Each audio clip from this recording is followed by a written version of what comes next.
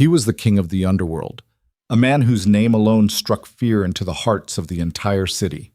She was an arranged bride, carrying only a single suitcase and eyes that never dared to meet his. This marriage wasn't love, not a choice, just a cold transaction between two powerful families. But that night, the night he walked into the room and found her huddled on the cold, hard wooden floor, everything changed. Not because he softened, but because for the first time in his life, Ryker Voss saw a wound deeper than any he had ever inflicted. Like and comment the name of the city you're viewing from. Let me know how far this story has come. The car rolled through the iron gates of Blackthorn Manor at 9:11 on a Thursday evening, and the rain was already coming down hard enough to blur the headlights into smears of pale yellow against the wet asphalt. The estate sat 3 miles outside the city proper, up a private road lined with oak trees so old their roots had cracked the pavement years ago, and nobody had bothered to fix it. Power didn't need to apologize for its roads. Ryker Voss stood at the second-floor window watching the black sedan pull into the circular drive. He had a glass of bourbon in his right hand, untouched, the ice already melting into the amber. He wasn't drinking tonight. He was waiting. His head of security, a man named Dax, who had 17 years of loyalty and a jaw that looked like it had been broken at least twice, appeared in the doorway behind him. "She's here," Dax said. "I can see that." "You want me to, no." Ryker didn't turn around. "Tell the staff to show her to the East Wing suite. Have someone bring her food. Something warm." He paused. "And tell them to knock first." Dax hesitated one beat too long. Ryker turned then, just slightly. "What?" "Nothing, sir." "Say it." The big man shifted his weight. "She's 23. I pulled her file when your lawyer sent over the marriage contract. She's never, from what we can tell, she's never left the Vale estate for more than a few hours at a time." He stopped. "Just seems young is all." Ryker looked back at the window. The car door had opened. A slight figure stepped out into the rain, and whoever had been driving made no move to offer an umbrella.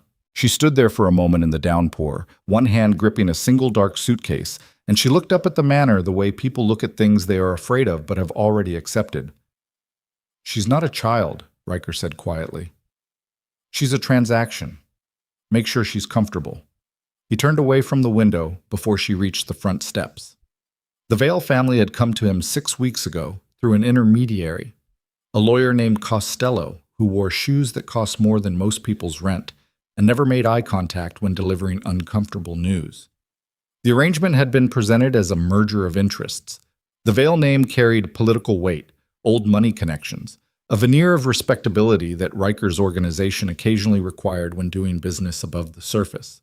Ryker's resources, in turn, would protect certain Vale financial interests from the kind of scrutiny that came when you'd been skimming from charitable foundations for 11 years. He hadn't wanted a wife. He'd made that clear. But Costello had smiled his thin smile and said that some deals were architecture, not transaction. You built them because they held up other things, and Ryker had understood what wasn't being said. The Vale patriarch, a man named Edmund Vale, had enough political connections to create regulatory problems for 3 of Ryker's legitimate front operations if the deal fell through.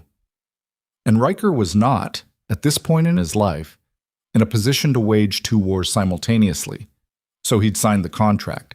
He hadn't met her before the courthouse, hadn't spoken to her during the brief civil ceremony attended by lawyers and witnesses, and no one who could be called family in any meaningful sense. She had stood beside him in a gray dress that looked like it had been chosen to make her invisible, said the words when told to say them, and kept her eyes on the middle distance the entire time.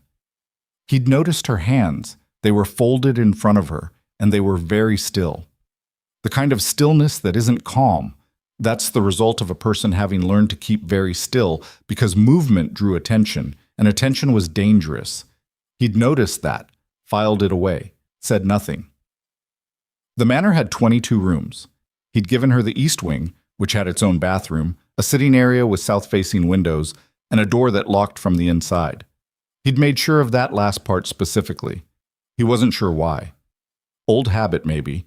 The same instinct that made him always know where the exits were. She settled into the East Wing and disappeared. That was the only word for it.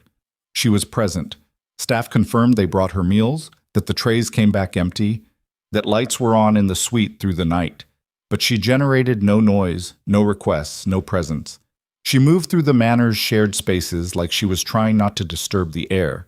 When the housekeeper, a stout woman named Vera, who had opinions about everything and wasn't shy about sharing them, mentioned that the new Mrs. Voss had apologized for using too much hot water during her shower, Ryker had looked up from his desk.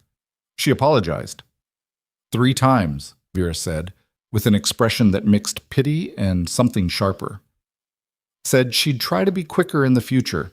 I told her the manor has 4 water heaters, and she could use all of them simultaneously for a week without anyone noticing. She looked at me like I'd said something in a foreign language. Ryker had gone back to his paperwork. The arrangement was simple. They were legally married. They occupied the same estate. They were not required to interact beyond what was necessary for appearances. A few public events per year, perhaps, depending on what Edmund Vale's political calendar required. He had made this clear to her via a document his lawyer delivered the day after the ceremony, clean, transactional, respectful of her time and his. He had no reason to enter the East Wing.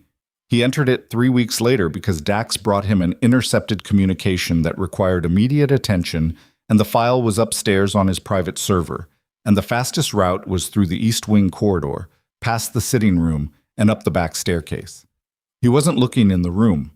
The door was slightly ajar and the light was off, and he was moving fast, and his eye caught the shape on the floor simply because his eye caught everything. That was the function of being alive in his particular profession for as long as he had been alive in it. He stopped. She was on the floor beside the bed, not on it, beside it. Curled on her side on the hardwood, one arm tucked under her head, covered by a single blanket she'd pulled from the foot of the mattress. The bed itself was immaculate, untouched, pillows arranged exactly as the housekeeper would have left them. He stood in the doorway for approximately 4 seconds. Then he went upstairs, got the file, and didn't mention it to anyone. But the next evening, after dinner, he told Vera to check the East Wing room. Vera came back 20 minutes later. Her expression was doing something complicated. "The bed," he said. "Hasn't been slept in," Vera confirmed. "I checked the sheets. They're exactly how I made them 5 days ago." She paused. "She's sleeping on the floor, Mr. Voss." "I know." "Should I... Do you want me to say something to her?" "No." He thought for a moment. "Bring a better blanket, something heavier. Don't make it a conversation." Vera nodded and left. He told himself it was practical. A staff member sleeping, a resident sleeping, on a hardwood floor was a liability. Back problems. Health issues. It was management, not sentiment. He managed to believe this for about 4 days. On the 5th day, he was passing the East Wing again, and this time he stopped deliberately, and this time he knocked on the doorframe. She was awake, sitting at the small writing desk near the window, some book open in front of her, and she turned when he knocked and immediately stood. The movement automatic and fast, the kind of fast that comes from practice. From expecting that when someone appears at your door, the appropriate response is to get vertical and stay alert. "Sit down," he said. It came out rougher than he intended. She sat down slowly, watching him. He came into the room. It was his house, and yet he was aware of the dynamic, aware that he was physically larger and standing while she was seated, and that everything about the way she was holding herself said she was managing fear. He pulled the small chair out from the wall and sat across from her, and he said, "The bed." Her expression didn't change. "I'm sorry?" "You're sleeping on the floor every night. Why?" A pause. She looked at her hands, then back at him. "I didn't think it would be noticed." "Everything in this house is noticed. That's not an answer." The silence stretched. Outside, the rain was starting again. It had rained almost every night since she'd arrived, which struck him periodically as improbable, and which he never commented on because he was not a man who commented on weather. "I wasn't permitted to sleep in beds," she said finally. Her voice was even. No performance in it, no bid for sympathy. Just a flat delivery of a fact she had apparently decided she might as well state. "Growing up, it was a rule." He looked at her. "In my father's house," she added, as if clarifying. He kept his face expressionless. He was very good at this. had spent decades learning to receive information without broadcasting reaction, because reaction was leverage, and you didn't hand leverage to anyone. But something moved in his chest that he didn't immediately have a name for. "The bed in this room," he said carefully, "belongs to you. The room belongs to you. You can sleep wherever you choose. But the floor is not, it's not required." She nodded. "I understand." "Do you?" Another pause.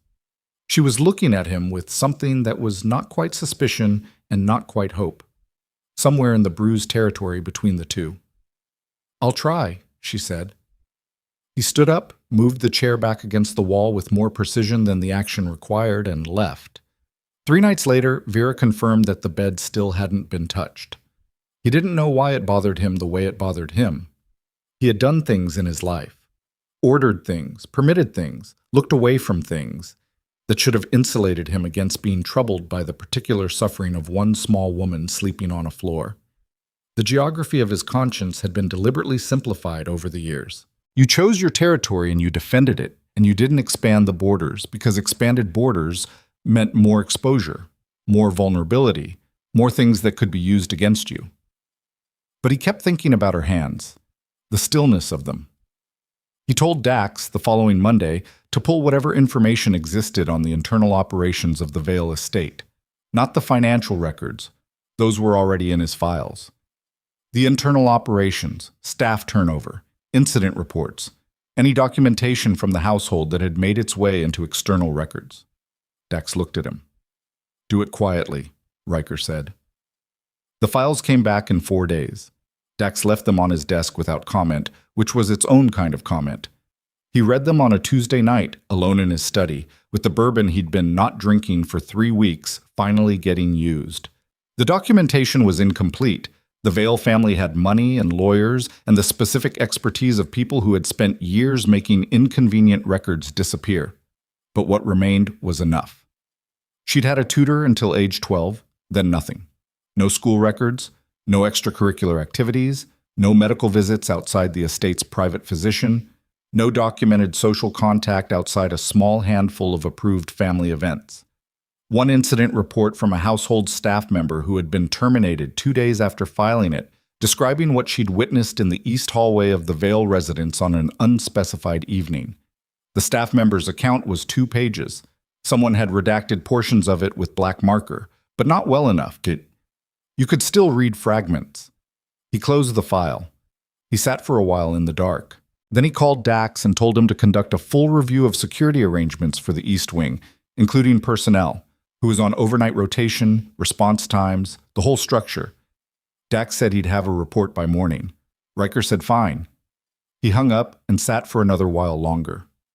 The next morning, he found Serafina at breakfast for the first time.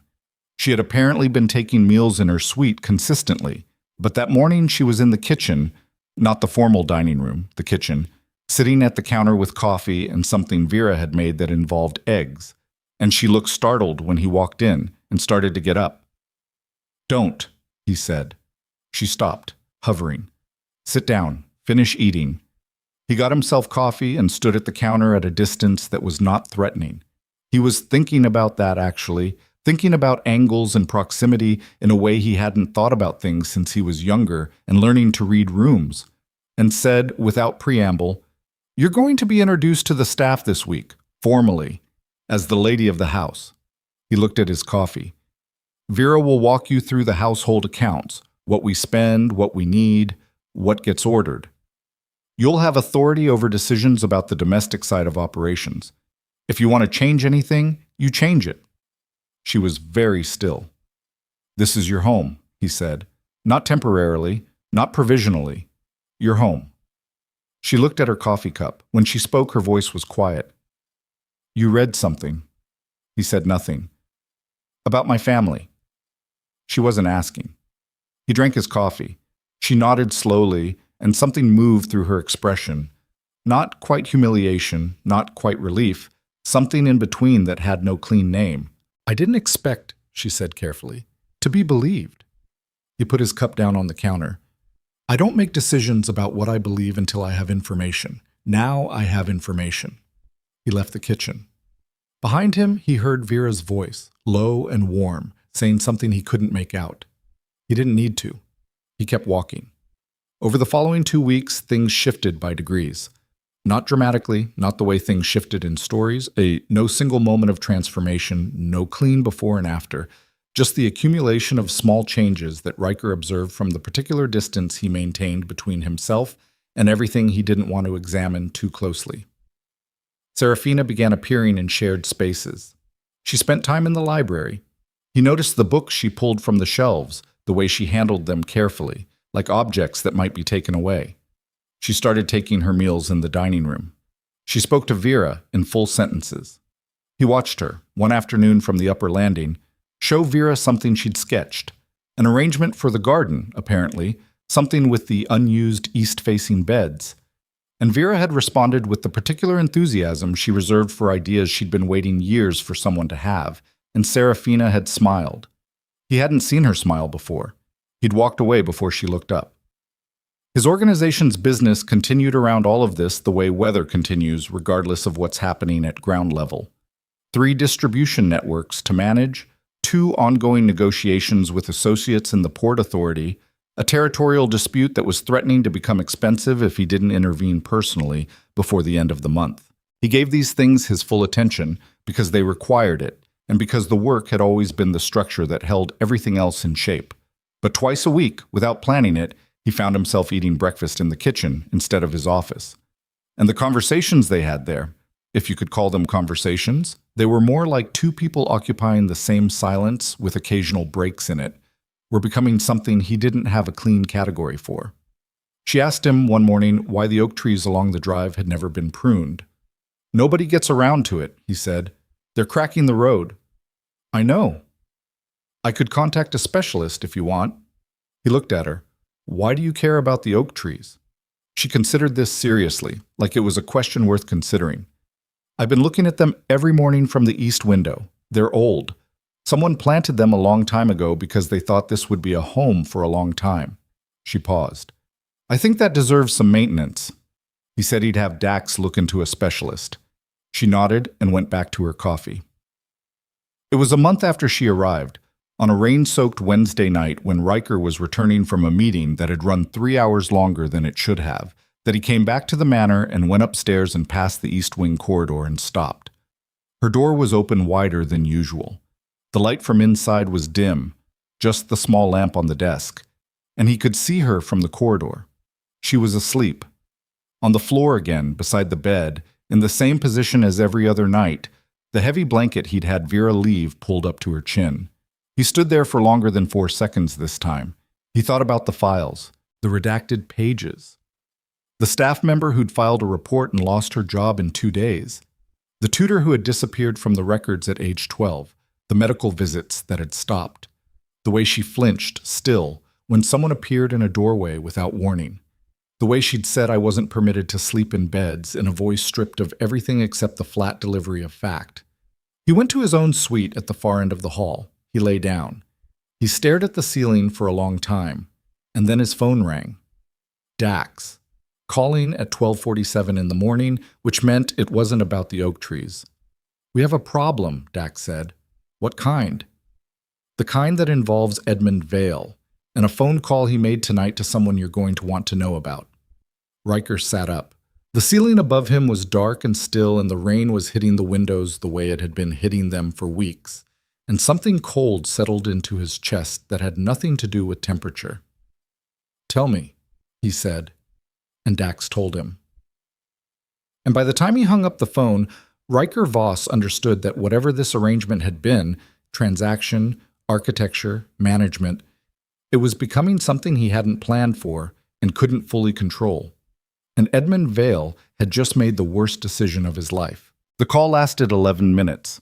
When it was over, Ryker set the phone face down on the nightstand and sat on the edge of the bed with his forearms on his knees and his hands loose between them, and he breathed through his nose the way he'd trained himself to breathe when information arrived that required a recalibration of everything he thought he understood about a situation. Edmund Vale had made a call at 10:43 that evening to a man named Carver Moss. Ryker knew Carver Moss the way you knew a smell before you could identify its source, by instinct first, information second. Moss ran political logistics for a network of city officials who specialized in making regulatory problems appear and disappear depending on which direction the money was flowing. He wasn't muscle. He was architecture. He made legal structures that looked like walls but functioned like traps. The content of the call, according to the intercept Dax's team had pulled, involved the marriage contract. Specifically, a clause in the original Vale family trust, language that Edmund's lawyers had apparently inserted and that Ryker's lawyers had not flagged because it had been buried in a subsection of an inheritance document that referenced a separate document that had not been included in the primary filing. The clause gave Edmund Vale the right to petition for the dissolution of any marriage contracted by a Vale family member under the age of 25 if it could be demonstrated that the marriage had occurred under conditions of, and here the legal language got specific, diminished autonomous consent, which was a phrase that could mean almost anything when you had the right judges and the right paperwork and a daughter who had spent her entire life inside walls that her father controlled. Ryker sat in the dark and understood what was happening. The arrangement had never been about alliance. It had been about money, specifically about the inheritance Serafina would receive at 25 from her maternal grandmother's estate, a trust that Edmund Vale could not touch as long as it went directly to Serafina, but could absolutely redirect if Serafina's marriage was invalidated and she was returned to his custody before the distribution date. 7 months away. The marriage had been Edmund's play. Get her legally attached to someone without her actually gaining independence, keep the clock from running, and when the moment was right, pull the thread. Ryker had been used. That was the part that sat in his chest like a coal. He didn't sleep. He spent the rest of the night in his study going through documents with 2 of his in-house legal analysts, mapping the clause structure, identifying where the filings had gone and who had received copies. By 4 in the morning, he had a functional picture of the trap and 3 possible responses to it. At 6:15, he heard movement in the corridor, light footsteps, the soft sound of the kitchen door. He closed the files on his desk, stood up, and went downstairs. She was at the counter with her hands around a coffee mug, standing at the window that looked east toward the garden and the old oak trees, and the early light was coming through thin and gray and making her look like something that had been there a long time without anyone noticing. She turned when she heard him and registered something in his face that made her set the mug down. "What happened?" she said. Not a question, just 2 words laid flat on the counter between them. He pulled out the stool and sat down. He thought about how to say it, and then decided the architecture of how to say it was less important than the content. "Your father made a call last night to a political contractor named Carver Moss. Do you know that name?" She shook her head once. "He runs influence operations for city officials, judges, regulators, that kind of infrastructure." Ryker folded his hands on the counter. "Your father is moving to have the marriage invalidated. There's a clause in your family trust that lets him petition for dissolution under certain legal conditions. He's building the case." She was very still. That particular stillness. "He wants you back before your 25th birthday," Ryker said, "because of the Callaway Trust, your grandmother's estate." Something moved through her face. Not surprise, which he noted, but a kind of exhausted recognition, like hearing a diagnosis you'd suspected for years. She looked at the window. "I wondered," she said quietly, "when he agreed to the marriage. I thought, he never does anything without a reason. I thought there was something I wasn't seeing. There was. How much time do we have before he files?" Ryker looked at her. She was looking back at him now, and her eyes were steadier than he expected. Not calm exactly, but focused, the way a person looks when fear has been present long enough that it stops being an emergency and starts being a condition you work inside of. "Weeks," he said. "Maybe less. It depends on how quickly Moss can assemble the filing and which judge they're planning to approach." She nodded. She picked up her coffee mug and held it without drinking from it. "What do you need from me?" He was quiet for a moment. "I need to know everything about the conditions of your life in that house. Not the broad version. Everything." She set the mug down again and looked at her hands and didn't say anything for long enough that he thought she was going to deflect. Then she said, "I'll need to sit down." They sat at the kitchen table for 2 hours. Vera arrived at 7:30, took one look at the room, made coffee she left on the counter without comment, and disappeared. Whatever Serafina said, she said in a flat, even voice, the kind of voice that had learned to report facts without emotional weather around them, because emotional weather had historically made things worse. Ryker asked questions, specific ones. She answered them. By 9 o'clock, he had what he needed. Not everything.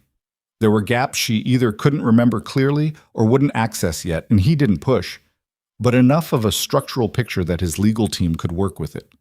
He called Dax from the kitchen table, gave him a list of names and a set of instructions, and hung up. Serafina was looking at the table. This is going to become complicated, he said. It's already complicated. More complicated then. There may be people who approach you, staff at events, people who seem incidental, anyone your father might use to observe your behavior or create a narrative. She looked up. How do I know who they are? You don't. So you assume everyone is observable and behave accordingly. She absorbed this. You mean behave like a wife?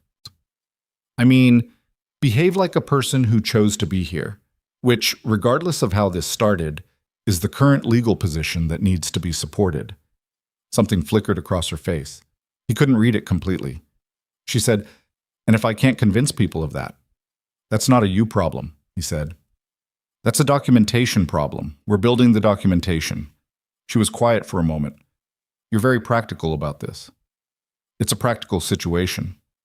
My father tried to end a marriage I've been in for 4 weeks by exploiting language his lawyers hid in a document your lawyers never saw, and you're calling it practical. He looked at her. There was something in her voice he hadn't heard before. Not anger exactly, more like the thin edge of something that had been patient a very long time and was beginning to run out of patience. What would you like me to call it? He said. I'd like you to be angry, she said. I've been angry about it my entire life, and I've never been allowed to say so. You've been angry about it for 6 hours, and you're sitting there like you're reading a weather report. He was quiet. I'm not asking you to. I'm not asking for anything beyond what this is, she said. I know what this is. But he does this. He has always done this. He takes every situation and he folds it into something that looks reasonable from the outside, and everyone around him adjusts to it, and I have spent 23 years adjusting to it, and I would just like someone to say out loud that it's wrong. Ryker sat with that. It's wrong, he said. She exhaled. A small sound. Then she picked up her coffee mug, and this time she drank from it. The days that followed had a different texture. The household continued its rhythms, meals, maintenance, the ordinary machinery of a large estate. But underneath it ran a current that everyone could feel and nobody named directly. Ryker's security presence increased without fanfare. There were simply more people doing more things with more attentiveness. 2 of his legal analysts moved into one of the guest wings temporarily. There were phone calls he took in his study with the door closed. He watched Serafina navigate the change. She adapted the way she seemed to adapt to most things, by observing the new parameters carefully and adjusting her movement within them without complaint. She was intelligent in a way that had clearly survived everything it had been put through, which struck him as something close to remarkable when he let himself think about it, which he tried not to do too frequently because it led to a kind of reflection he didn't have a designated space for. She spent time with the legal analysts going through records. The documents she could access from her years in the Vale estate were limited, but not nothing. She had kept things, she told him one evening, small things, items that had seemed insignificant at the time, but that had accumulated into a pattern. Letters, scheduling records, a log she'd kept for 3 years starting at age 16, writing dates and events in a handwriting so small it was almost invisible, because she'd learned early that documents stored in her room were subject to inspection. He read the log. He sat with it for a long time after. Dax came to him on the 9th day with a name he didn't expect. A woman named Iris Tahn, a staff member who had joined the manor's household 3 weeks ago as an assistant to the head groundskeeper. Dax's team had run her background and found a thread, thin but there, connecting her previous employment to a property management company that shared a registered agent with one of Edmund Vale's shell entities. Ryker told Dax to watch her, not move on her yet. He wanted to see what she was looking for. He didn't tell Serafina immediately. He was calibrating how much of the operational detail to share with her, trying to find the line between keeping her informed and turning her fear into a weapon against her own stability. She was building something fragile and necessary, and he didn't want to undermine it before it had structural integrity. He told her on the 11th day. She was in the library when he came in. She was standing at the shelves with a book open in her hands, but she wasn't reading it, just holding it, looking at the page without seeing it. She turned when she heard him. He told her about Iris Ton, flat and direct, the way he'd told her everything. She closed the book. She set it on the shelf with precise care. She said, "She watched me in the garden on Wednesday. I thought she was just curious." She stopped. I told her about the oak tree project, the pruning specialist. We talked for 20 minutes. That's fine. That's nothing that hurts us. She asked me if I was happy here. He said nothing. I told her yes. Her voice was very even. I said yes because I've gotten better at saying things that are true. I am... She stopped again. I think I am. I think I'm starting to be. And that's strange because 2 months ago I didn't think I was allowed to be. He stood in the doorway of the library, and the afternoon light was coming through the tall windows, and dust moved slowly through it, and he thought about the files and the log, and the redacted staff report, and the 2 hours in the kitchen, and the way she'd said I would just like someone to say out loud that it's wrong. You're allowed to be, he said. She looked at him for a moment. I know, she said.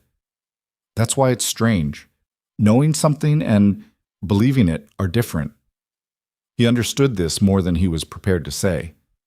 The confrontation with Iris Ton came on the 14th day, and Ryker hadn't planned it for that morning, but the morning brought it regardless. He was in the East Garden with Dax when the woman came around the south path with a set of clippers and a schedule that had her nowhere near that section until Thursday. Dax met his eye. Ryker gave a small nod. When Dax's people moved to intercept her, Iris Ton made the specific kind of mistake that told Ryker everything he needed to know about what she'd been hired to do. She went for her phone first. Not to run, not to protest. The phone. She was in one of the interior rooms by mid-morning. Ryker sat across from her at the table and asked her 3 questions. She answered the first 2 with denials. On the third question, what was she supposed to document, specifically, she looked at him with the calculation of someone assessing whether the cost of lying was worth it, and then she said, evidence that she was under duress, that she didn't want to be here, that the marriage wasn't, that she didn't consent. He said, and is that what you found? She was quiet. Is that what you found? He said again, not louder, lower. She said, no. He had her removed from the property and her phone forensically imaged before she got to the gate. His legal team had the content mapped within 4 hours. She'd sent 7 transmissions over 2 weeks. 2 of them had included audio, short clips from the garden, from the front hall, a conversation she'd captured through a window. He listened to all of it, his own voice in one clip, talking to Dax in the driveway about the oak tree specialist, Serafina's voice in another, in the garden, talking to Iris about the plans for the east beds and the spring planting schedule and what she hoped the place would look like in a year. What she hoped the place would look like in a year. He sat with that phrase in his chest for a while. He went to find her. She was in the kitchen, standing at the counter in the same place he'd first talked to her about all of this, and when he came in, she looked at his face and said, "How bad?" She sent audio, 7 transmissions, but the content doesn't help his case. If anything, it creates a record of you describing a home you're invested in, planning for the future here, speaking freely. He stopped. It backfired on him. She nodded slowly. But he knows we found her, Ryker said, which means he knows we're aware of the operation, which means the timeline just moved. She was quiet for a moment. He'll escalate. Yes. He always escalates when he loses a play. Her voice was flat in that particular way. When I was 17, I hit a phone, an old one, prepaid. I'd saved up small amounts from household money for 8 months to buy it. When he found it, She stopped. Something moved through her jaw. The escalation lasted 3 weeks. Ryker stood very still. He'll come at this harder, she said, and faster. He doesn't like being countered. She looked at Ryker with an expression that was steady, but cost her something to hold. Are we ready for that? He was about to tell her yes, They were positioned well. His team had contingencies. And then Dax appeared in the kitchen doorway with his phone held out and an expression that Ryker had seen on his face exactly twice in 17 years, and neither time had preceded good news. "There's been an incident," Dax said. "Costello, your lawyer. He was found at his office an hour ago. Someone went through his files." He paused, and his jaw was tight. "He's been moved to Mercy General. It's not... He'll survive. But they were looking for something specific, and from what we can tell, they found it." Riker's entire chest went cold. "The original marriage contract," he said. Dax nodded once. "The clause. The original filing with the sub-document attached. The full paper trail." The kitchen was very quiet. He could hear the rain starting outside again. He could hear his own pulse, steady and hard. Edmund Vale had just broken the surface. Whatever the last 2 weeks had been, maneuvering, positioning, a Cold War conducted through proxies, it was over. The man had moved against a member of Riker's legal team, had authorized an assault on someone under his organizational protection. That was not a calculation. That was a declaration. Ryker turned to Serafina. She was already watching him. She had already understood from his face and Dax's face and the specific quality of the silence in the room what the information meant. "I need you to stay in the manor," he said. "Not the grounds. Inside. With 2 of my people in your wing at all times." "What are you going to do?" He held her eyes for a moment. "My job." She reached out and put her hand on his arm. The contact was brief and deliberate, and she looked at him with the expression of someone who had learned very late that asking people to be careful was not a weakness. "Don't let him make you into something you'll regret," she said quietly. He looked at her hand on his arm. He didn't answer. He turned and walked out of the kitchen with Dax, and as he moved through the manor's corridors toward his study, toward the phones and the files and the machinery of a response that Edmund Vale had just made unavoidable, he carried her voice with him like a splinter under the skin. "Don't let him make you into something you'll regret." And the problem, the real problem, was that he was no longer certain where that line was, or whether he was already standing on the wrong side of it, and the rain outside was coming down hard, and the city beyond the Iron Gates was about to learn something about what it meant when Ryker Voss stopped being patient. Riker's study had 3 phones, and he used all of them in the first 40 minutes. The bourbon from 2 nights ago was still on the desk, and he moved it to the windowsill without drinking it and stood with his back to the room while he worked through the call list, his lead attorney, the backup firm on retainer, 2 contacts in the city's administrative structure who owed him specific and documented favors, and finally a man named Pruitt, who ran security forensics and could reconstruct what had been taken from Costello's office down to the individual page. Dax sat in the corner chair and said nothing unless spoken to. This was one of his qualities Ryker valued most. By the time the calls were done, the rain outside had moved from steady to something harder, and the window glass was vibrating slightly in its frame. Ryker turned around and sat at his desk and looked at the ceiling for approximately 30 seconds. "Costello's people," he said. "They know what was taken." The original contract with the sub-document, 43 pages of the trust language, the clause in full, and... Dax stopped. And a separate document, something Costello had filed internally, not part of the official submission. He pulled out his phone and read from it. A supplemental memo. His own notes on the marriage negotiation, including his assessment at the time that the sub-document clause represented a significant legal vulnerability, and his recommendation that you reject the deal. Ryker went very still. "His recommendation that you reject it," he said. "Which you didn't receive," Dax said, "because someone on Costello's staff pulled the memo before it went out. It never reached you." The room was quiet except for the rain and the low hum of the building's heating system. "Who?" Ryker said. "We're working on it." "Work faster."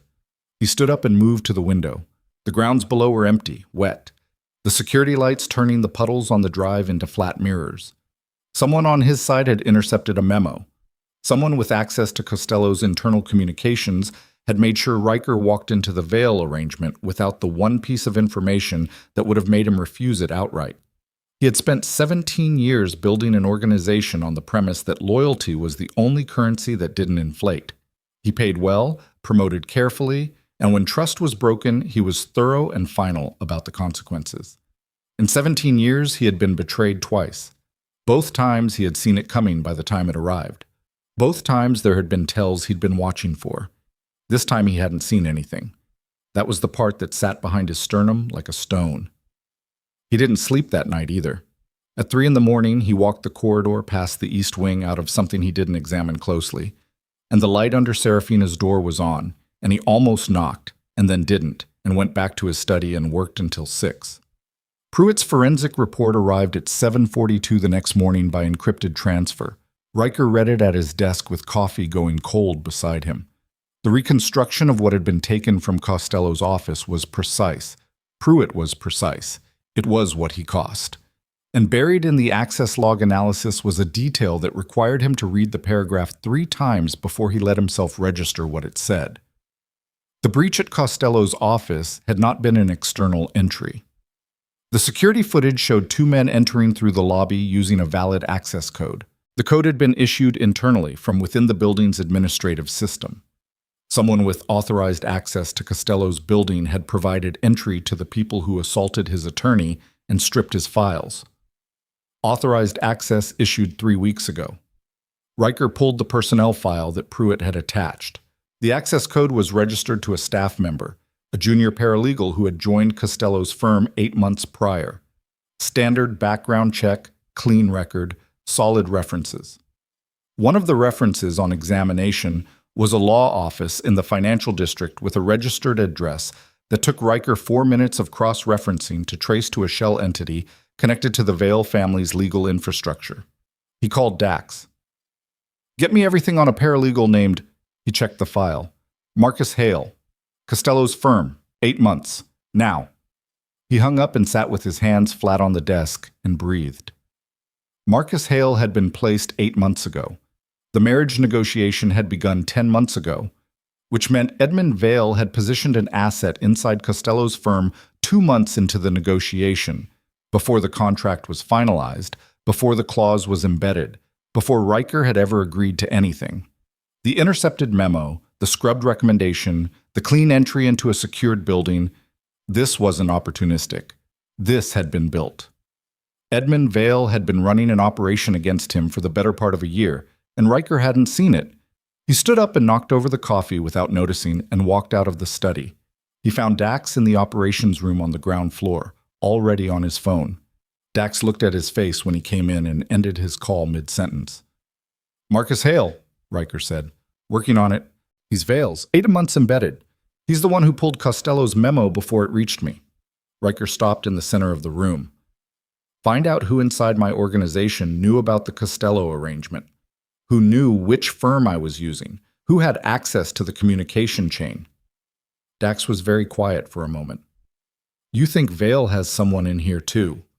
I think a man who placed an asset inside my lawyer's firm 2 months into a negotiation didn't stop there." He looked at Dax steadily. "I'm not accusing anyone in this room. I'm telling you to run the audit. Everyone, including people you trust, including people I trust. Clean process, no shortcuts." Dax nodded once. "How long do you need the results?" 48 hours. "I'll have it in 36. He went back upstairs and stood in the corridor outside the east wing for a moment and then knocked on the door frame. She answered quickly, which meant she'd been awake, which he'd expected. She took one look at him. "Come in." He came in and sat in the chair by the window and told her what he knew. He didn't soften it. She sat on the edge of the bed. Not the floor, he noticed. She'd been sleeping in the bed for a week now, and listened without interrupting. When he finished, she was looking at the window. "He planned this before the wedding," she said. "Yes. Before you and I ever—" She stopped. "He had people in place before I arrived here. That's what the timeline indicates." She absorbed this. "He knew you would eventually find out about the clause. He wasn't trying to hide it indefinitely. He was buying time and collecting documentation." She was working it through out loud, which he let her do. "He needed the marriage on record. He needed you visible and committed. And then he needed to be able to dissolve it on his terms and on his schedule. With Costello's internal records as part of his legal package, evidence that you entered the marriage under conditions that could be contested. Using a memo that your own attorney wrote. She looked at him. He's very good at this. He's been practicing on you for 23 years. She didn't flinch. She just sat with it. Then she said, "There's something else. Something you're not saying." He looked at her. "You came up here instead of staying downstairs and working," she said, "which means there's a piece of this you needed to say to a person instead of a phone." He was quiet for a moment. "I think someone inside my organization helped facilitate the breach. Someone who knew which firm I used. Possibly more than that." She looked at him steadily. "I'm running an audit," he said, "but until it's finished, I don't know who I'm looking at. And you can't trust your own people.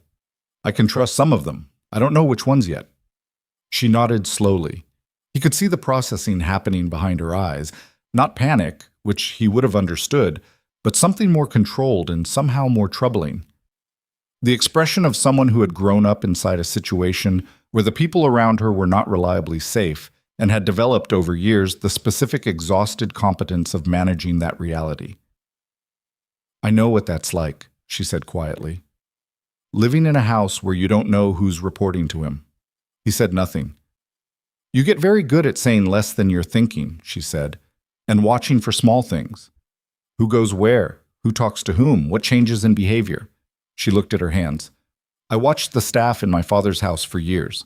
The ones he owned and the ones who were just trying to do their jobs and stay out of it." She paused. "The ones he owned always stood a little differently when he entered a room. Not afraid. Anticipatory." "Anticipatory," Ryker repeated, like they were waiting to see if they'd done what he wanted. He sat with that. "Think about who in your organization stood differently when this situation started," she said, "when the marriage arrangement was announced. Who changed?" He went back to his study and pulled security footage from the 6 weeks prior to the wedding. He spent 4 hours on it. He wasn't looking for anything dramatic. Dramatic was for people who didn't understand how information moved. He was looking for the small things. Who went where? Who talked to whom? He found it on the footage from week 3. A man named Garrett Cole, senior logistics coordinator, 11 years in the organization. He appeared 3 times in the footage having conversations in low-traffic areas of the building, the loading dock, the rear stairwell, the parking structure, with a driver whose vehicle registration, when Dax ran it, traced to a company that shared an accountant with Edmund Vale's primary charitable foundation. 11 years. Ryker sat at his desk and felt the stone in his chest get heavier. He told Dax. Dax's face did something specific that Ryker recognized.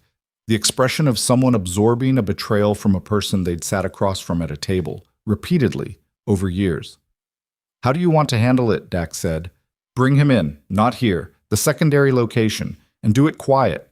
I don't want him spooked before we have him in a room." "Tonight?" "Tonight." Cole came into the room at the secondary location at 9:15 that evening, and he understood what it was the moment he saw Ryker sitting at the table, because Cole had been in the organization long enough to know what that specific room was used for, and the color left his face in a way that confirmed everything before a word was said. Ryker looked at him for a while without speaking. Cole stood near the door and his breathing was audible and his hands were at his sides making small involuntary movements. "Sit down," Ryker said. Cole sat. "The Costello breach," Ryker said. "Walk me through your involvement." "I don't," Cole started. "Don't." Ryker's voice was very level. "I have your movements on 3 separate days cross-referenced against a vehicle registered to a Vale-connected entity. I have your communication records showing 3 gaps in the 48 hours before the breach that correspond to the planning window. And I have Garrett." He stopped. Cole's eyes had moved, just slightly, but they'd moved to the left, which was the direction of the door, which told Ryker everything about what Cole was calculating. "Don't think about the door," Ryker said. "Think about the next 10 minutes, because the next 10 minutes are the only ones you can still affect." Cole looked at the table. "How long?" Ryker said. A long pause. 8 months, Cole said. His voice was flat, defeated in the specific way that defeat sounds when someone has been carrying a weight and the carrying is finally over. "He approached me through an intermediary, said he needed someone in your organization to monitor the communication structure around a specific legal negotiation. That was the framing, just monitoring. And the breach. Cole closed his eyes briefly. That came later, when the Ariston operation failed. He needed the files from Costello, and I was in by then. There wasn't a clean way out. Ryker looked at him. You could have come to me. With what? I'd already been feeding information for 6 months. What was I going to tell you? You could have told me the truth. You would have. I know what I would have done, Ryker said, but it would have been different from this. The room was quiet. Cole was looking at the table with the expression of a man reviewing a decision he'd made in a direction he couldn't walk back from.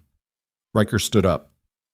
There's one more thing, he said, and you're going to answer it accurately, because what happens next depends on what you say. Cole looked up. What does Vale know about her, about Serafina? Not the legal case, about her specifically, her location and the manner, her movements, her security. Cole's expression shifted by a degree. Something tightened around his eyes. Cole. He knows the East Wing layout, Cole said, from building records, and he knows the overnight security rotation from... He stopped. From what you gave him, Ryker said. Cole said nothing. Ryker walked out of the room. In the corridor, he stopped and stood with his hand flat against the wall and breathed through his nose and let the calculation run. The East Wing layout, the overnight rotation, the two pieces of information that, combined, told a person with resources and intent exactly when a specific room in this estate was most accessible. He called Dax while he was still walking. We need to move her tonight, he said. Not a different room, off the property, somewhere Vale's people don't have a file on. He was already going through the options. The Meridian Safe House. Get it prepped and get a car ready in the next 30 minutes. Is she an immediate... I don't know what his timeline is, and I'm not waiting to find out. He pushed through the exterior door into the wet night air. 30 minutes, Dax. He drove back to the manor faster than he should have on wet roads, and came through the front door at speed, and took the stairs to the East Wing in long strides and knocked on her door. She opened it quickly. She was dressed. She'd heard something in the movement of the house, the way people who grew up in dangerous places always heard something in the particular quality of an alert, before it became an alert. We're leaving, he said. Now, take what you need for a few days. She looked at him. He knows the layout. Yes. She nodded and turned back into the room, and he watched her move without hesitation, pulling what she needed efficiently, no wasted motion, no panic, the competence of someone who had rehearsed departure in her mind many times without ever being allowed to actually leave. She had a bag packed in 4 minutes. She stopped at the door and looked at him. Ryker. She said his name the way she'd never said it before. Not formally, not carefully, but with a specific weight that meant she'd arrived at a threshold of trust she wasn't walking back from. When this is over, whatever you have to do to end this, I need you to tell me. He held her eyes. All of it, she said. Not the version that protects me from the details. All of it. He was about to say yes, was about to make the assurance when his phone hit with a notification that sent everything he had planned into immediate collapse.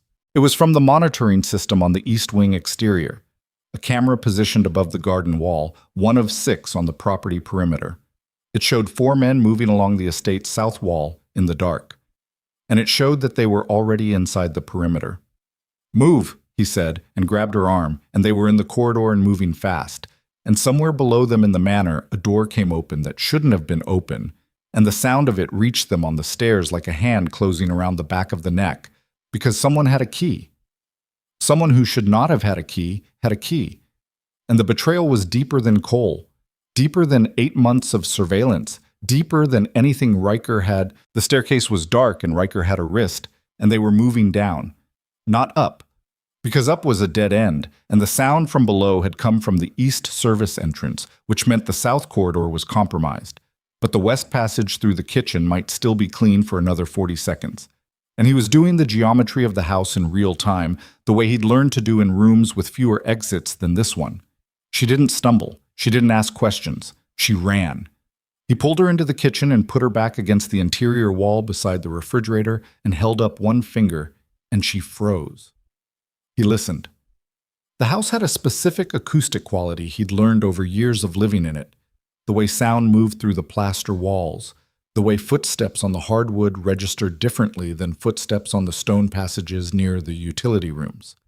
What he was hearing now was two sets of movement. One in the east corridor behind them, one somewhere near the front hall, moving slow and deliberate, which meant they weren't panicking, which meant they had a plan and they were working it. He had his phone in his left hand. He texted Dax one word, kitchen. Then he put the phone away and pulled the knife from his belt. Not a gun, not yet, not in an enclosed space with her 2 feet from him, and looked at her face in the dark. Her eyes were steady, pupils wide but jaw set, breathing through her nose in the controlled way of someone managing fear with the specific musculature of long practice. "There's a door," he said, very low. "Behind the pantry shelving. It opens to the utility corridor that runs under the west wing. You've never seen it. Show me." He moved through the kitchen without turning on lights, navigating by the ambient glow from the security panel on the wall and the pale strip of emergency lighting near the floor. He found the pantry door and eased it open and moved 2 shelving units to the right along the track they'd been mounted on. He'd had this done 3 years ago, this specific modification, because he was a man who thought about exits, and the door behind them was steel, gray, flush with the wall. He got it open. The utility corridor was narrow, unfinished concrete, lit by a single bulb on a wire every 15 feet. It smelled like groundwater and electrical insulation, and it ran the length of the west wing and opened at the far end into the detached garage structure. He put her in front of him, and they moved.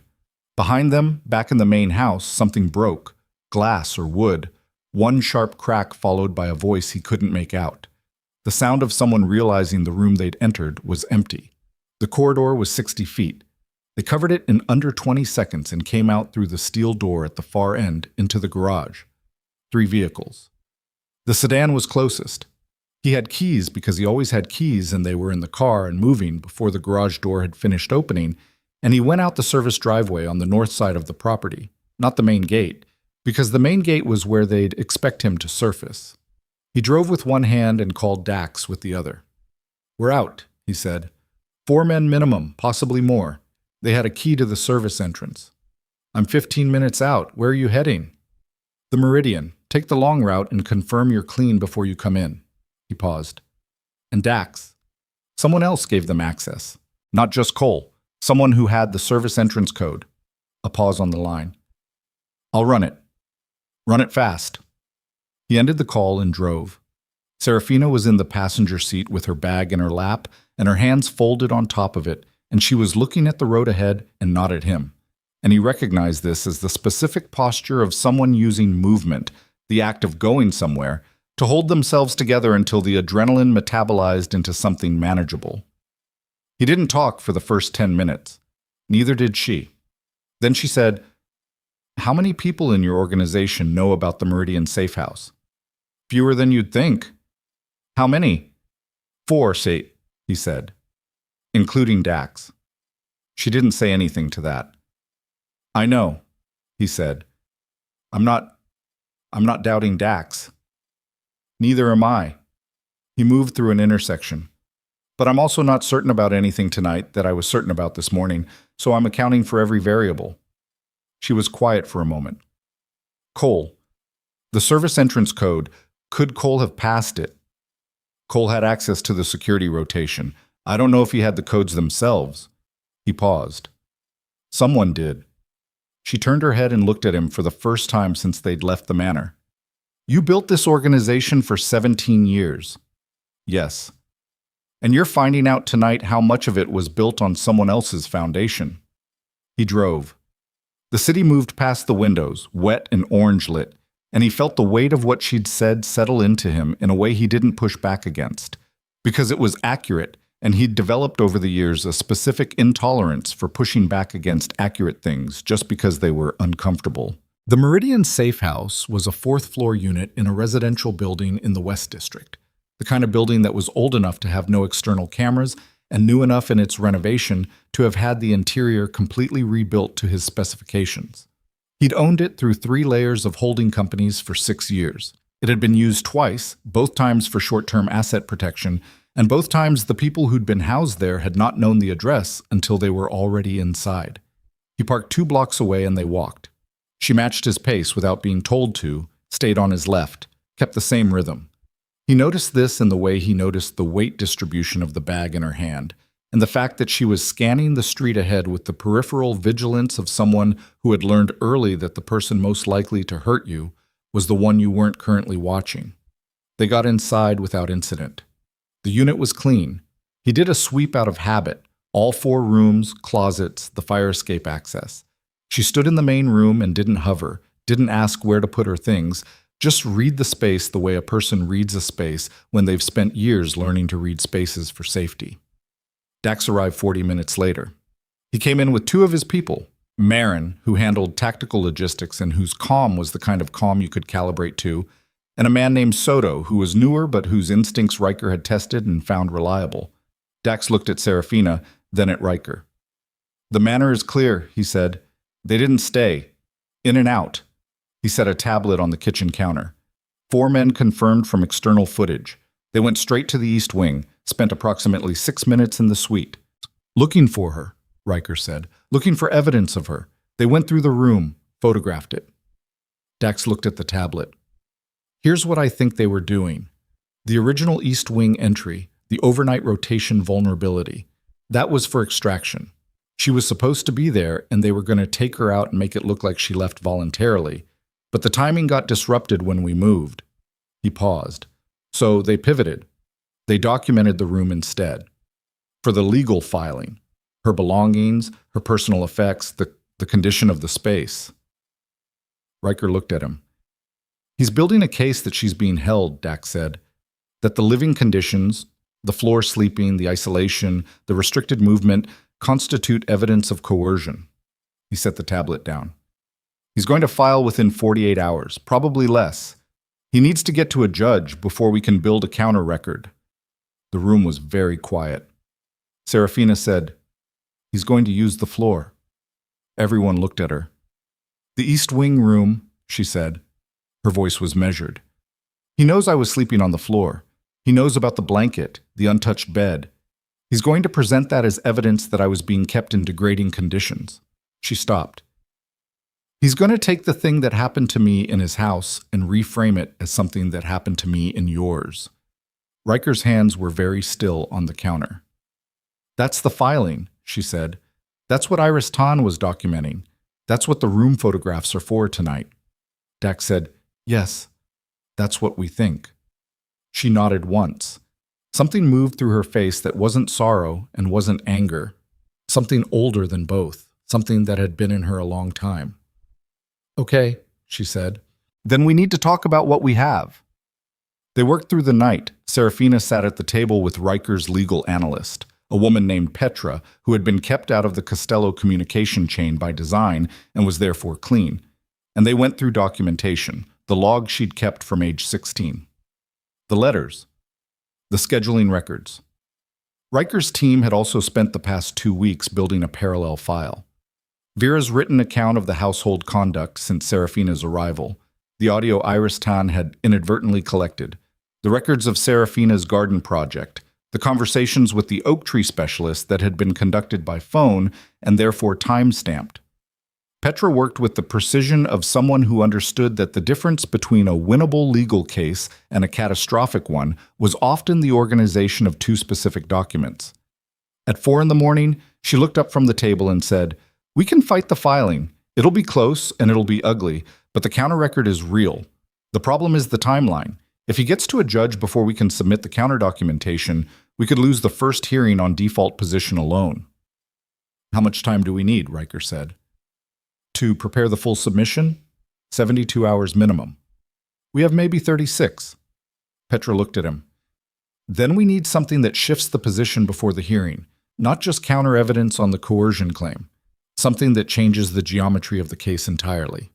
He knew what she meant, and he'd been circling it for hours without landing on it, because the thing that would change the geometry of the case was the thing he didn't have documentation for yet.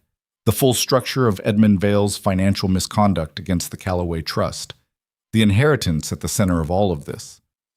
If he could demonstrate that the marriage itself had been orchestrated specifically to intercept Serafina's inheritance, the coercion claim inverted. Edmund Vale had not arranged a marriage to save his daughter from a crime figure. He had arranged a marriage to a crime figure as a mechanism for controlling his daughter's assets. The problem was that the financial trail into the Callaway Trust was embedded in 11 years of layered accounting, and 11 years of layered accounting didn't disassemble in 36 hours. Unless you already had the key. He looked at Serafina. She was looking at him. She'd been following his thinking. He could see it in her face, the way the same calculation was running. "My grandmother," she said. "Tell me about the trust structure." Callaway Family Trust, established by my maternal grandmother, Mira Callaway, before she died. I was the sole named beneficiary. Distribution at 25. She paused. My grandmother didn't trust my father. She'd never trusted him. The trust was structured specifically to prevent him from accessing the principal. The disbursement went directly to me, not through the Vale estate, not through any Vale-connected account. But he found a way in. He always finds a way. She looked at the table. There's a trustee, a man named Hargrove, Philip Hargrove. He was my grandmother's attorney, and he became the trustee after she died. He was supposed to be independent. She stopped. When I was 19, I tried to contact him directly, about the trust, about my rights under it. She was quiet for a moment. My father found out within 24 hours, which meant Hargrove told him. Ryker was already reaching for his phone. If Hargrove is compromised, Petra said, and if there's a financial relationship between him and Edmund Vale that predates or coincides with his trusteeship, then the entire trust administration is tainted, Ryker finished. Which means Vale's legal position on the inheritance isn't just ethically bankrupt, it's legally fraudulent. He looked at Serafina. Do you have anything on Hargrove? Any documentation of contact? I kept the letter, she said. The one I sent him. And I kept the response he sent back. It was very formal, very distant, and it referenced a conversation with my father that I'd never authorized him to have. Where is it? In the bag, she said. She pulled it toward her and opened it and went to an interior pocket and produced an envelope that had been folded and refolded until the creases were soft as cloth. She put it on the table. Petra picked it up carefully. She read it. She looked up. This references a Vale family consultation, she said, from a trustee who, by the terms of the trust structure, should have had zero independent communication with the Vale family on beneficiary matters. Yes, Serafina said. This is the key, Petra said. She looked at Ryker. If Hargrove has been compromised, if we can demonstrate a financial relationship between him and Vale, this letter is the thread that unravels 11 years of trust mismanagement. Ryker called a forensic accountant named Lind who operated in the financial district and whose specific talent was finding the architecture of how money moved when someone had spent considerable resources making sure it didn't look like it was moving. He woke Lind up. He explained what he needed. Lind said 36 hours was aggressive. Ryker said aggressive was the only gear they had available and named a number that made Lind stop objecting. Dawn came. Serafina made coffee. She moved through the safe house kitchen with the same quiet efficiency she'd brought to every space she inhabited, finding what was there and working with it.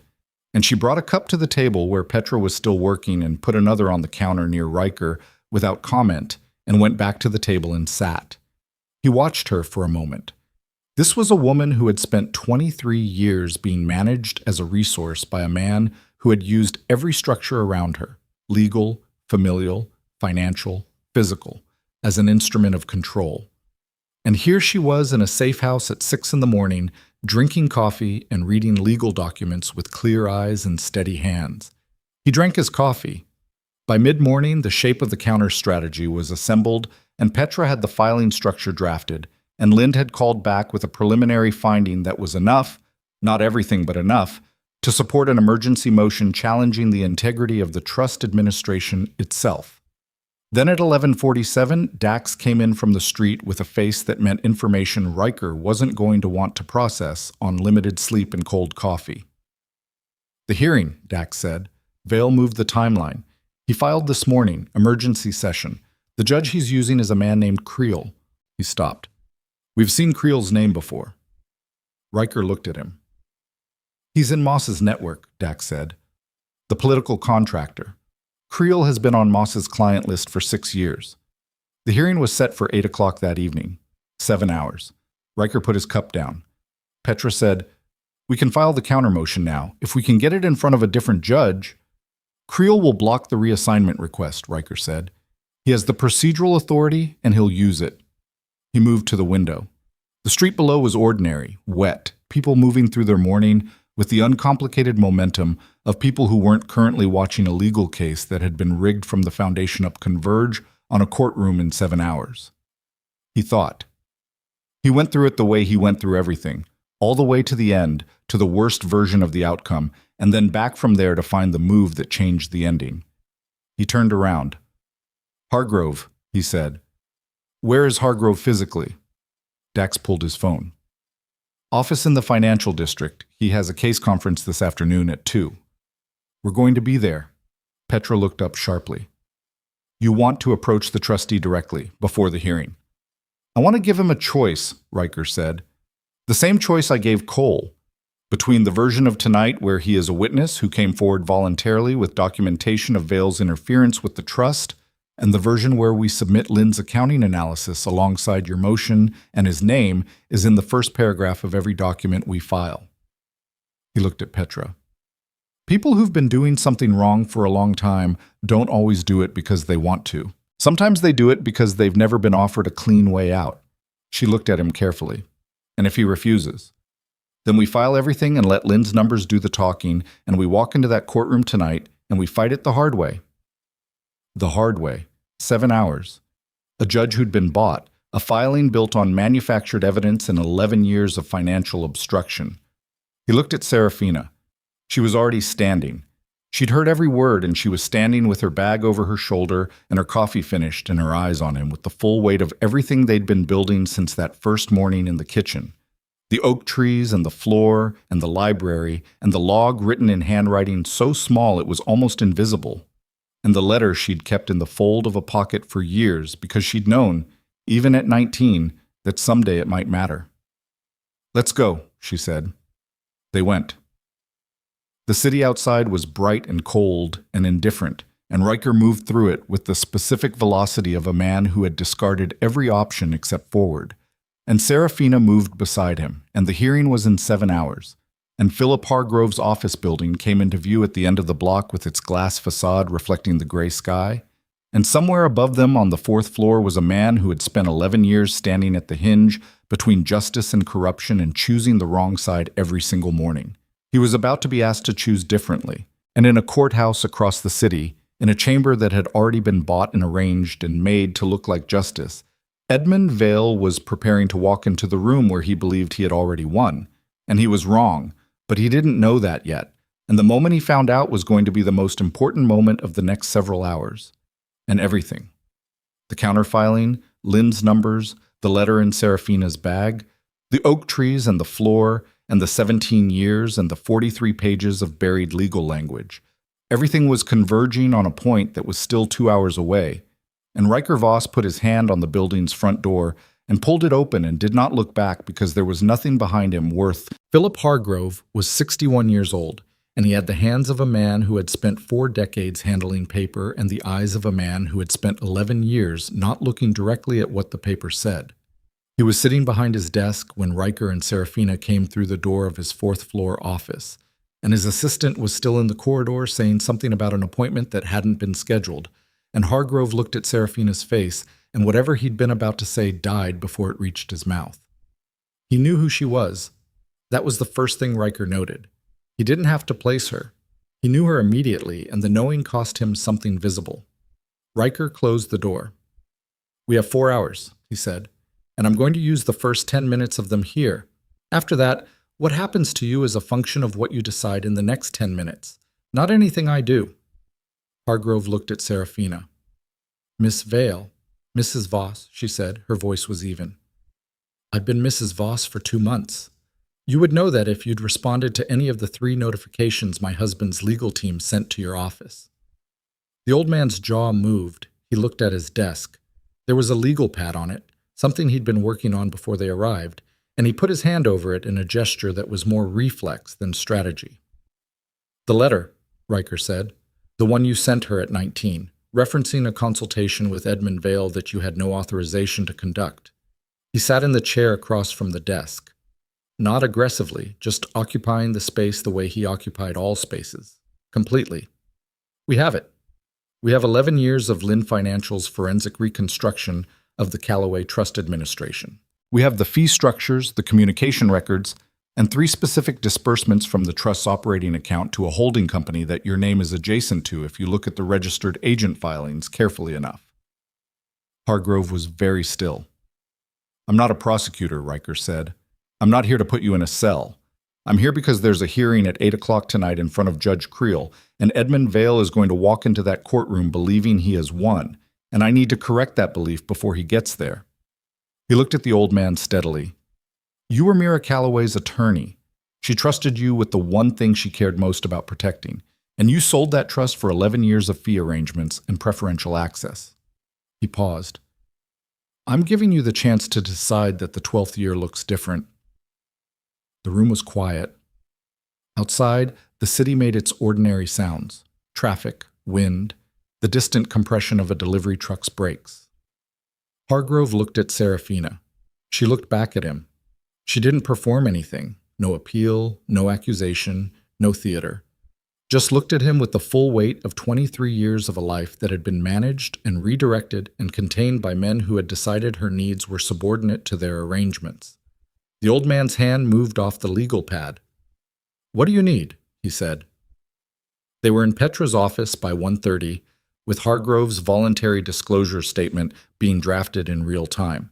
It was 4 pages by 3 o'clock.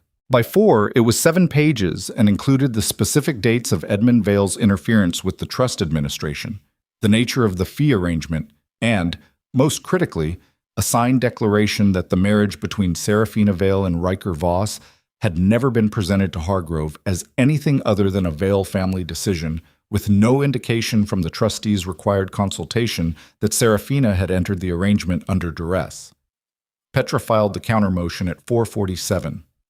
The emergency submission to reassign the hearing away from Judge Creel went in simultaneously, supported by a separate filing documenting Creel's documented relationship with Carver Moss's political network, a filing that Ryker's contacts in the city administrative structure had spent the last 18 hours quietly assembling. At 5:50, the reassignment was granted. The new judge was a woman named Alderman. Petra knew her by reputation. She said, on the phone, "She's not friendly to either side, she's just correct." This was exactly what Ryker wanted. He told Serafina in the car on the way to the courthouse. She was sitting with her hands in her lap, and the city was going past the windows in the early evening light, and she received the information the way she'd received most information over the past weeks, steadily, without performance. "It's not over yet," she said. "No. He'll have something. He always has something. He has Creel, and Creel is gone. He has a coercion narrative, and Hargrove just dismantled it. He has a clause in a trust document, and that clause is now the centerpiece of a fraud filing, not a dissolution petition." Ryker looked at the road. What he has left is a room full of expensive lawyers and the specific fury of a man who has never lost. She was quiet for a moment. "Have you?" "Have I what?" "Ever lost?" He thought about it honestly, which he always did with her questions because she had a way of asking them that made dishonesty feel structurally unsound. "Yes," he said, "twice. Both times I learned something I couldn't have learned any other way." She looked at him. "What did you learn tonight?" "Not tonight yet," he said. "Ask me at 9. The courthouse had that specific government building quality of spaces that have witnessed enormous amounts of human consequence and absorbed none of it. The marble floors and the fluorescent lighting and the smell of old paper and the weight of everything that had been decided in rooms like this without anyone in the corridors being any the wiser. Edmund Vale was already in the hall outside the courtroom when they arrived. He was with 2 attorneys and a man Ryker recognized as one of Moss's associates, and he was the kind of man who had spent 60 years constructing an exterior so polished that most people never thought to look at the seams. He looked at Ryker first. The calculation was fast and professional and revealed almost nothing. Then he looked at Serafina. and something moved through his face that was not calculation. Something older and uglier and more honest than anything else he'd shown in the years Ryker had spent learning to read people in rooms. It was recognition. The specific recognition of someone seeing a person they'd underestimated finally, irrevocably, in a position that couldn't be managed. Serafina looked at her father, and she did not look away. She did not look at the floor. She did not fold her hands or adjust her posture or find the middle distance. She stood in the corridor of the courthouse in the same gray she'd worn to a marriage ceremony 2 months ago that had been designed to make her invisible. And she looked at the man who had built her entire life around the premise that she would never hold this kind of ground, and she held it. Edmund Vale looked away first. The hearing lasted 2 hours and 14 minutes. Judge Alderman read with the efficiency of someone who had no patience for documents that buried their substance, and she read everything. The dissolution petition, the countermotion, Hargrove's voluntary disclosure, Lynn's financial reconstruction, the supplemental on Creel's recusal. She asked 12 questions. They were precise and unapologetic, and twice they made Vale's lead attorney stop mid-sentence because the question had anticipated and dismantled the argument before it was finished. Serafina testified for 31 minutes.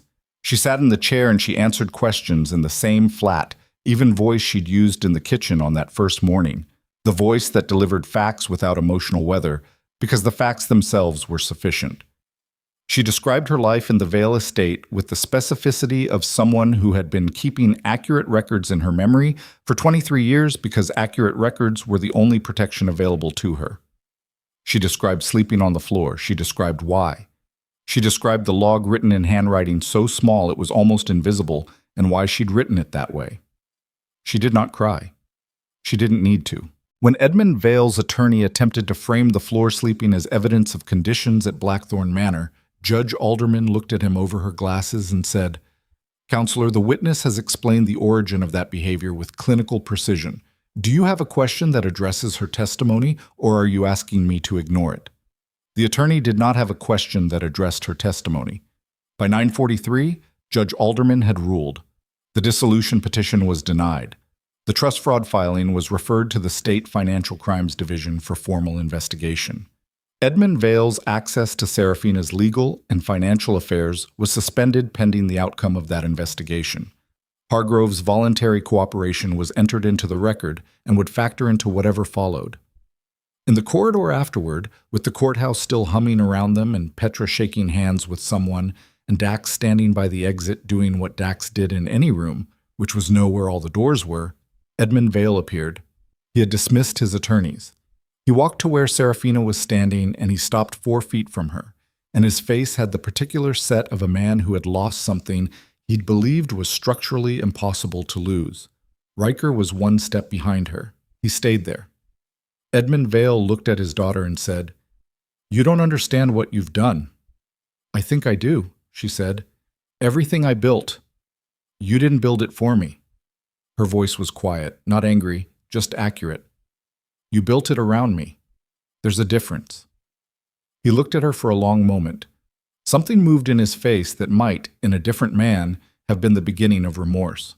In his face it was something more complicated and less clean, the expression of someone confronting the distance between what they told themselves they were doing and what they were actually doing, confronting it too late to make it matter. "Your mother," he said. Then he stopped. "Don't," she said. Not loudly, just finally. He was quiet. She said, "You should go." He went. She stood and watched him walk down the corridor and through the doors and out of the frame. And she stood there until he was gone, and then she stood there a moment longer, and Ryker watched the back of her head, and the set of her shoulders, and the way she breathed. 1 long breath, held, and then released through her nose slowly. Then she turned around. She looked at Ryker. She said, "Okay?" Just that. Just the one word, with everything in it that couldn't be put in a word. The exhaustion and the end of something and the strange raw feeling of standing on ground that used to be occupied by a weight you'd carried so long its absence felt structural. He said, "Let's go home." They drove back to Blackthorn Manor in the dark. The oak trees along the drive were dark shapes against the sky, unpruned still, their roots in the broken pavement. The front lights were on.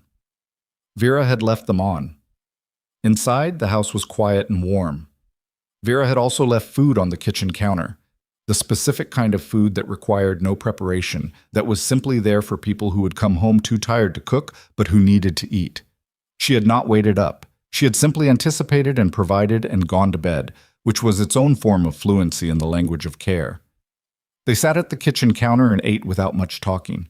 At some point, Serafina said, "The oak tree specialist. Did Dax ever—" "Next week," Ryker said. "Tuesday." She nodded. They ate. He refilled her water glass without being asked, and she thanked him without looking up from her food. And there was in that exchange the specific texture of two people who had been through enough together in a short enough time that the ordinary gestures had accumulated weight. Later, when the food was done and the kitchen was quiet and the house settled into its nighttime sounds, she said, "I want to do something with the East Wing sitting room, the south-facing windows. There's enough light in there for plants. Real ones. I want to put in a proper window garden." He looked at her. "All right.